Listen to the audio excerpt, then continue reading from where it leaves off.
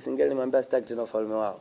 Mimi nimekuwa nataka urais. Sasa mimi rais ndio nachagua nani awe mfalme, nani awe mbunge, nani awe waziri. Kwa hiyo mimi ndio nawachagulia. Wacha wachukue ufalme, mimi nimechukua rais. Sababu uongozi wa sasa hivi uongozi tunaona wafalme, unaongozwa na marais. Na maana katika marais ndio kuna machifu ndani yake, sio kuna nani ambao wanateuliwa na rais.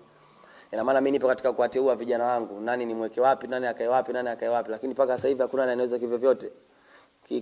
Kinamna yote ambao wanataka hamna anayeweza. Hamna anayeweza kiiti, hamna hivyo vyote. By far pia hii sio tu kwa wasanii wa Singeli.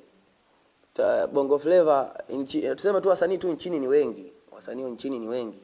Ina maana nikwambia nipo katika miongoni mwa wasanii 13 Tanzania, nilikosea kuandika 15 East Africa. Tunazungumza Kenya, Tanzania, sio wapi, ni msanii wa 15. Kwa hiyo ina maana usichukulie poa. Yaani ni kitu ambacho kuna mabrother wamesustain katika game muda mrefu ila hawakuwahi kufanikisha. By the way, mimi niko hapa kushow miracle, niko kushow miujiza tu. Kwa sababu ukiachana na swala stream, mimi ni msanii wa 3 nchini kuanzisha matamasha toka nchi imeumbwa. Maana hapa tunazungumzia Wasafi Festival, tutaweka labda Nandi Festival, inakuja Divoice Tour. Ina maana ni kuonesha namna gani na thubutu.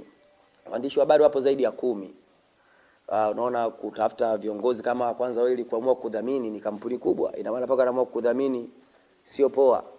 Na by the way pia Divoice Tour mwaka huu kwa watu ambao wanataka kufanya utaratibu wenye venue ambao wanataka tuje, Divoice Tour mwaka huu watu wanalipia.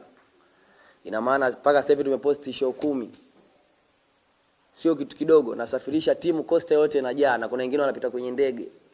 Ina maana sio kitu cha kawaida, ni msanii wa 3 nchini kuanzisha matamasha yangu. Akitoka Diamond anafuata Nandi, nafuata mimi.